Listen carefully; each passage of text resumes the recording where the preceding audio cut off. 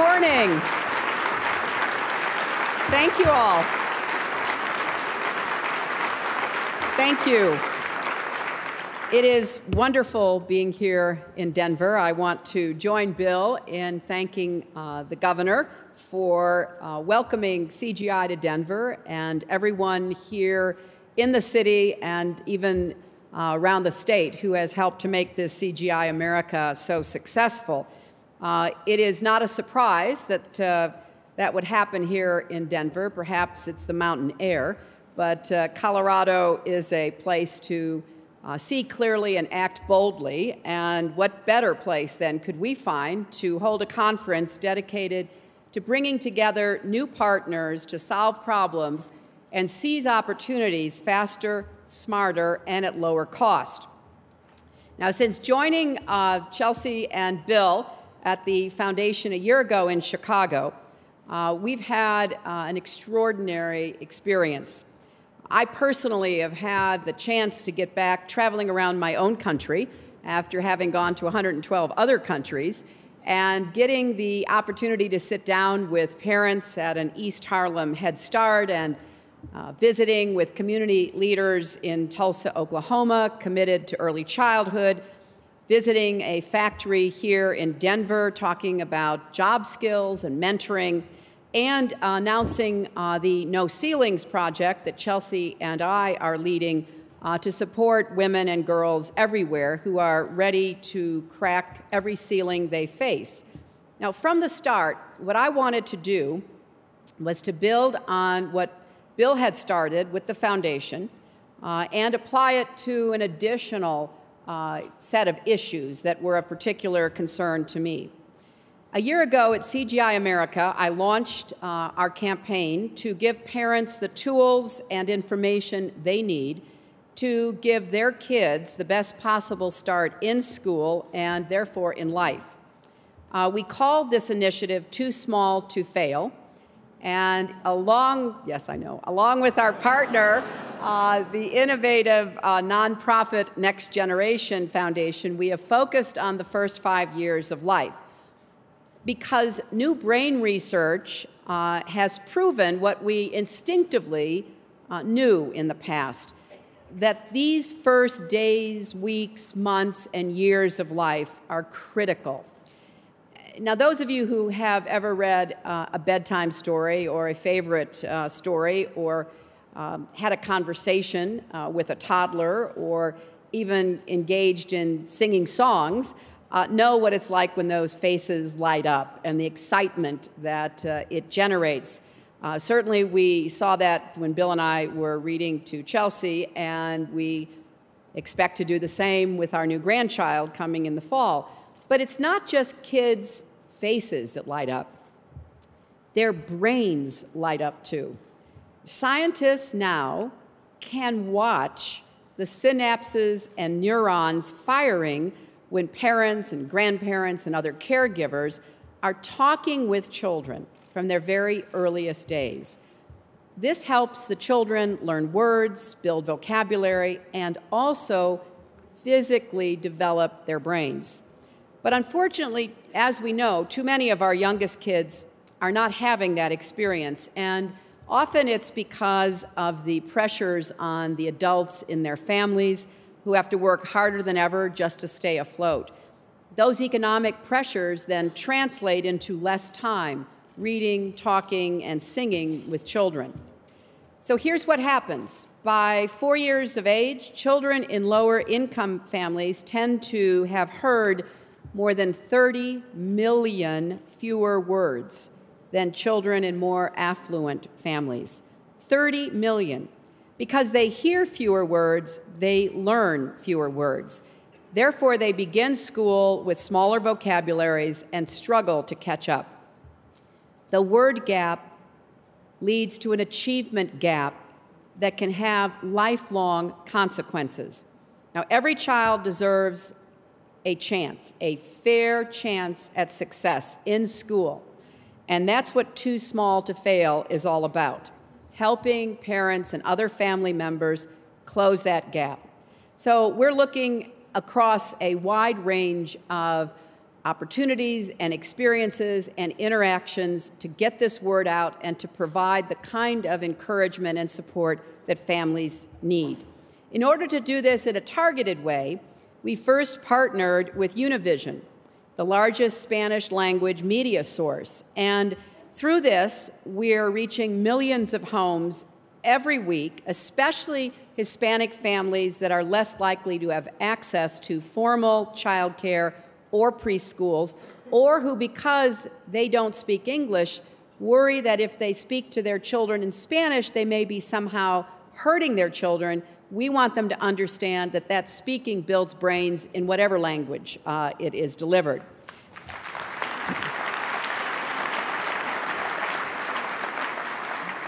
To reach an even broader audience, Chelsea and I went to Hollywood, and we met with writers and producers who are putting on TV some of our most popular shows, and asked them to work with us to promote positive messages about the value of talking, reading, and singing with babies in TV shows and in movies.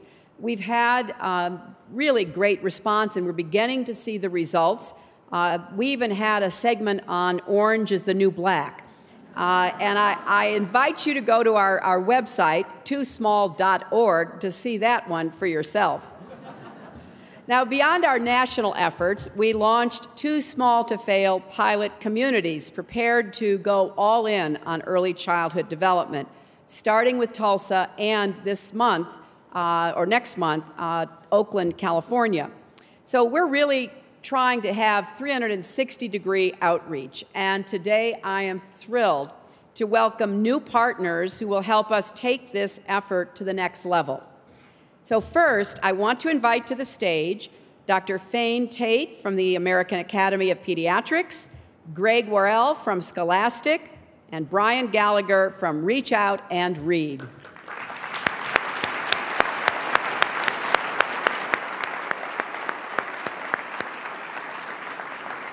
Starting with the American Academy of Pediatrics, I certainly remember that for a family with a newborn, there is no more trusted figure than your pediatrician. I remember taking Chelsea to our pediatrician and listening more carefully than I had ever listened to anyone before.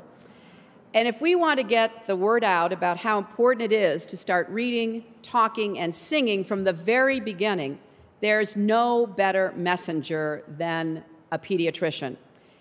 America's pediatricians see more than 16 million children under the age of 5 every year. So I am excited to announce that this morning, the American Academy of Pediatrics is releasing a new policy supporting literacy promotion starting the day a baby is born.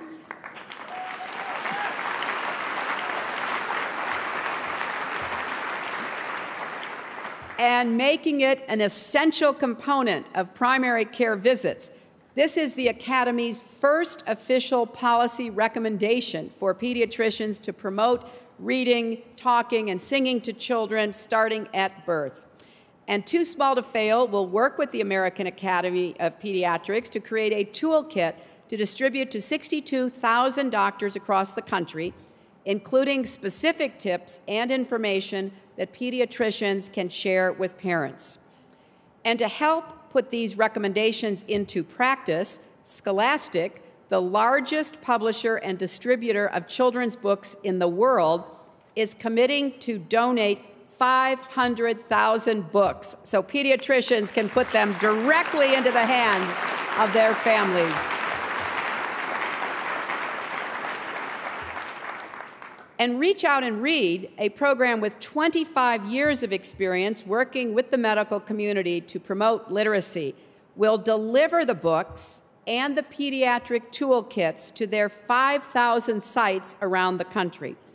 All three of these commitment makers will work with us to use their networks and social media to reach as many parents as possible. Let's give them a huge round of applause.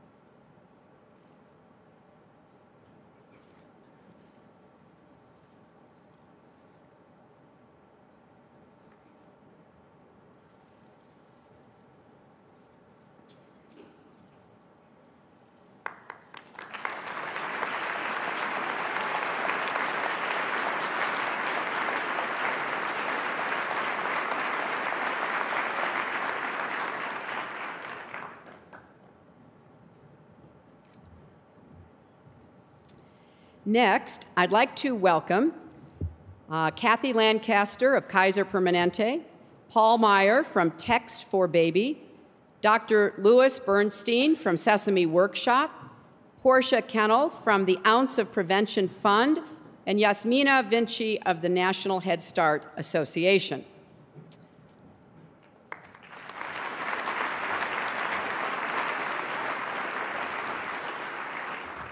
And before I introduce them, may I get some more certificates? Because I want to give everybody a certificate. Thank you. Magically, they appear. Thank you. Now, we want to reach parents where they live and work and put this information into their hands. Text messaging provides an ideal platform. More than 85% of low-income adults have a cell phone, and nearly everyone texts. Too Small to Fail will partner with Text for Baby, a mobile health service that already provides more than 700,000 pregnant women and new mothers with tips related to their baby's health, safety, and development, all via SMS text message.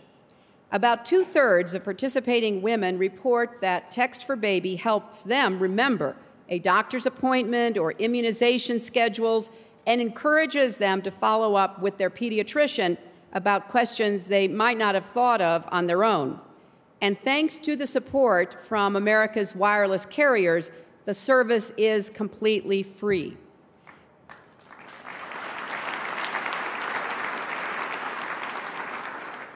Together, we're going to expand this program to include messages about reading, talking, and singing with infants. Sesame Workshop, the creators of Sesame Street, of course, will develop parent-friendly content based on the latest research. And while this effort will be national in scope, we're going to work with our partners in Tulsa and Oakland to do intensive research in these pilot communities. Kaiser Permanente will train pediatricians at its Oakland Medical Center to give parents information for the texting service, and they'll also distribute Sesame Street's Talk, Read, Sing Parent Toolkit to families during checkups. If this is successful, Kaiser Permanente will consider expanding to all their hospitals nationwide, where 100,000 children are born every year. And that's not all. I'm pleased to announce another commitment by Sesame Workshop, the Ounce of Prevention Fund, in collaboration with the National Head Start Association, to launch a new digital platform for parents and educators to nurture all areas of a child's learning and development, to create strong home-to-school connections, and to link parents together to share lessons and experiences through social networking. So through text, video, and activity ideas, they'll help parents become more engaged in their children's education to reinforce our core message, talking is teaching. This project will be piloted in local Head Start centers and then scaled nationally. So I want to thank all of these partners for their terrific commitments.